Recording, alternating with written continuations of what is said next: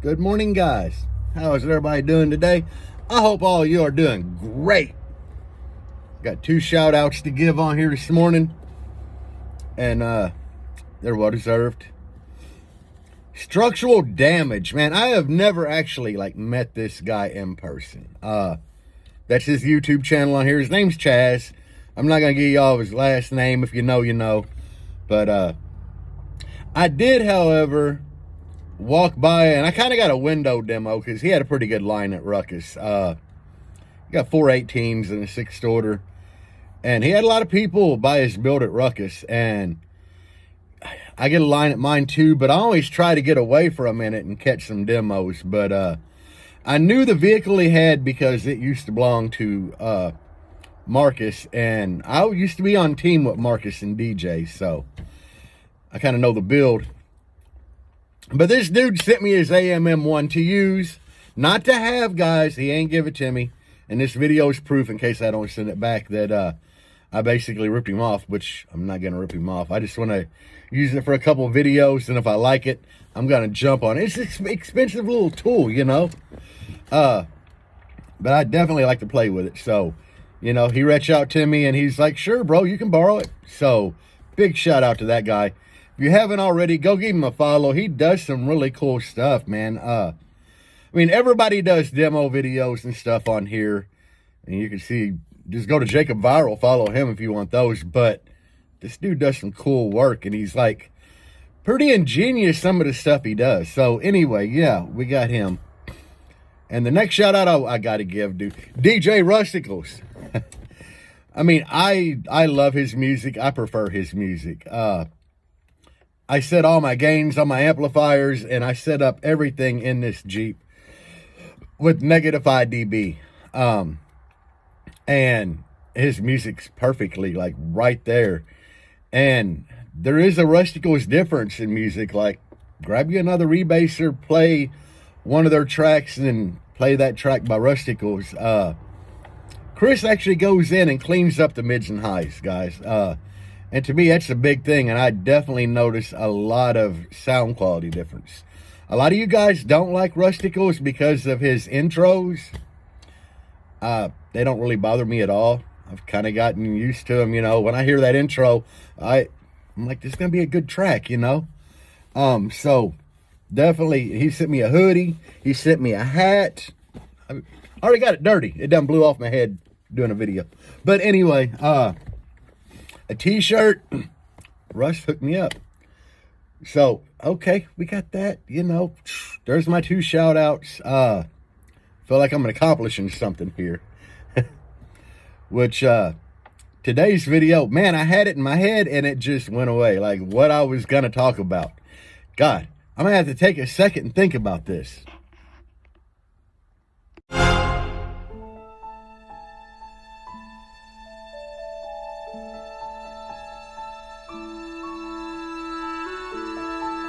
Okay, guys, we're back. Yeah, I remembered what it was. I was doing some videos in here last Sunday, and them G2s back there, which I love the G2s. I'm hooked on playing lows now. I'm talking 15, 16, 17 hertz. I'm hooked on it. I mean, it ain't as loud outside of the vehicle, I don't think, just because they say when you get under 18 hertz, you really can't hear anything. I don't know that. I've never Googled it. I've just always heard it. So, anyway, I was playing a track. And I will tell y'all, when I play 18 and under in here, I roll one window up. Just because I'm afraid of unloading that low with a lot of power. And, I mean, these G2s are only rated at 1200 watts RMS. And I got an 8K on each at a half ohm. And I never really go full tilt on the head unit to the number that I set the amplifier gains at. But I always like leaving a little headroom there for voltage drop. And I even set my amps after my Jeep is set for a couple of days. When my voltage is a half volt down, I set my gains there. So I like to be really safe. But anyway, I was playing some music. It wasn't a Rusticles track. Go figure. Not saying anything bad. I'm not going to name the rebaser, but I come to find out he doesn't record at -5. He likes to record at like 0, which definitely will sound louder. But I had all 4 of these subs smoking. Yeah. It's not good, guys. Definitely not good. I mean, I was playing it. You know, I had my wife in here doing a hair trick. She was doing her own filming for TikTok. I was over here filming for TikTok. And I thought I smelled something. So, you know, I turn the old radio down. And I look over at the wife, and she's staring in my port. And I look in there, and it's just like smoke rolling out.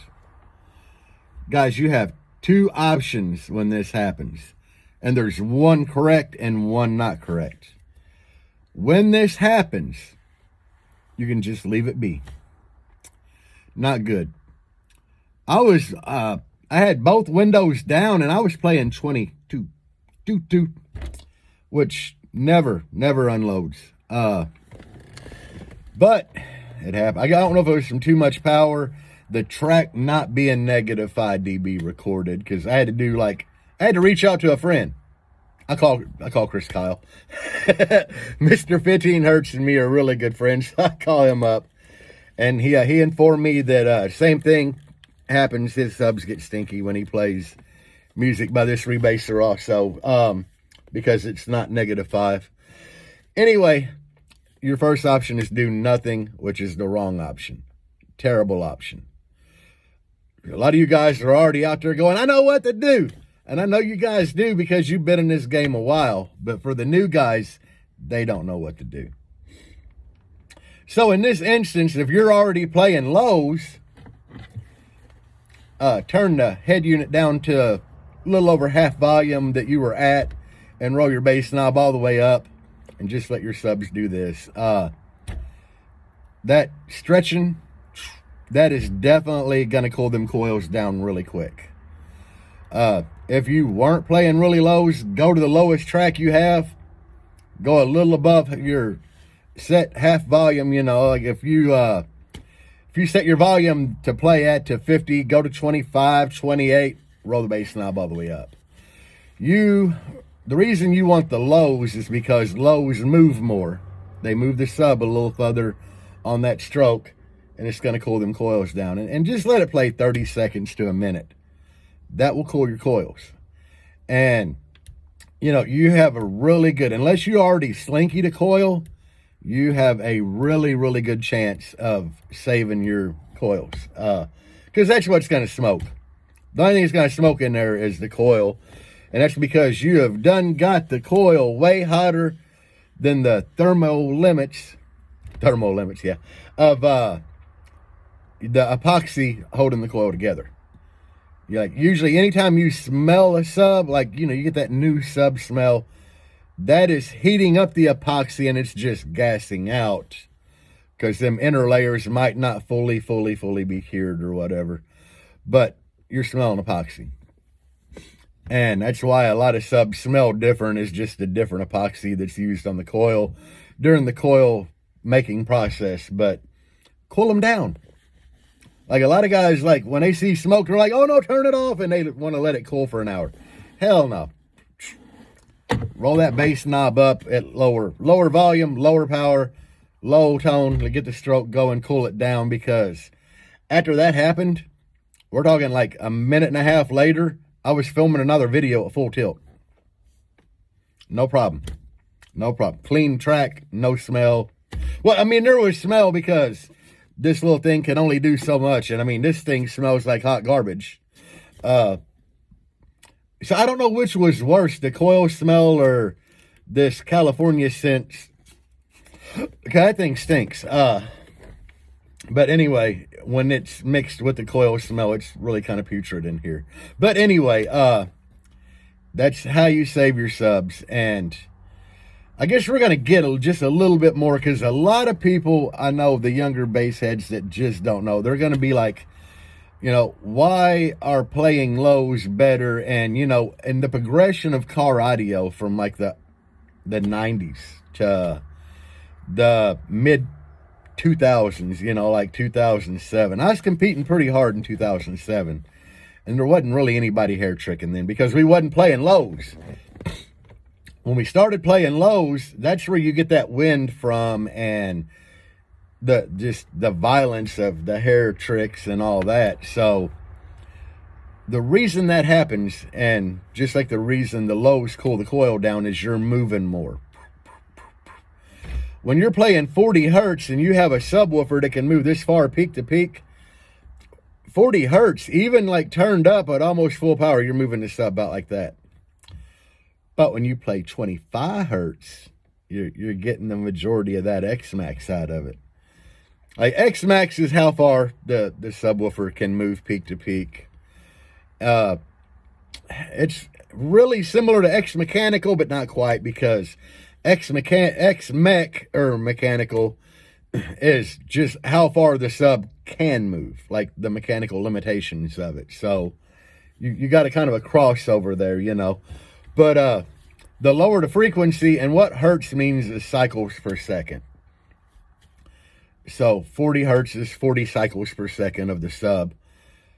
10 hertz is like 10 cycles per second. And in one of the groups, they were talking about playing like 3 hertz. So your sub would only move like basically like this slow, which you're probably not going to get no wind from that, because yeah, even if you could play it, it's really hard to play anything below 12 hertz, guys. I know you hear people talking about they played 10. I played 10, and it sucked. And reason being is 90% of the amplifiers manufactured that have a subsonic filter on them, or a high pass filter, you know, they do the same thing. Like Tar Amps is high pass, but really it's subsonic, or it works like a subsonic. They all go down to 10. You know, it sucks because they all go to 10. So even with me, I always turn my subsonics all the way down because I like to play lows. But the problem is your amp is starting to filter out. You know, if you've ever looked at a DSP graph on your computer when you set your DSP up, even if you set your cutoff for like your mids at 50 hertz, it's like 50, and I guess you're seeing this backward for me, but the graph would kind of go like, here's 50, it's going to go this way. And over here, you have like 20 and 30s. So I guess subsonic filter is going to work the same way. So even though if it's set at 10, it's going to start cutting off before 10. And 10 was really weak in here, and 11's really weak in here, and 12, it starts to pick up, so I know the subsonic isn't really affecting. And then 13, it's like, okay, we're not subsonic on here. But that's kind of how all this works, guys. You know, it's like the slower a subwoofer moves, it gets longer stroke out of its limits, and that's where all the wind comes from that we love. Now, hell, I could be wrong, but this is just, you know, from what I think, and it's pretty much right. No, probably not. Yeah, it's right. But yeah, when you play your higher frequency sub, only moves like this because it's having to move so fast, it can't, physically, there's not enough time for it to stretch down and up. So when you get into them lower frequencies, then you had time for the subwoofer to make its like full stroke, and there's where your winds come from. And therefore, that's what cools your coil. That's what this is all about, is cooling down your coil when you see smoke come out of your subwoofers. And I'm sorry, guys, but once you get smoke out of your subwoofer, you cannot put it back. You can't put it back. And even though they only smoked a little bit, I think each one of my subs probably lost a 1/4 ounce. Like a 1/4 ounce was burned away. Anyway, that's all I got for you guys. Damn, my videos, I'm starting to ramble too much, guys. But anyway, DJ Rusticals, thank you. Structural Damage, my buddy Chaz, give that guy a follow. Watch his 6th order rebuild, dude. Your guys gonna be amazed at that baffle. I keep talking about the baffle, but I was just like, how the hell is he gonna? And then when I saw what he did, I was just like, oh God, why have I never thought of that? But anyway, peace out, guys, and as always, face on.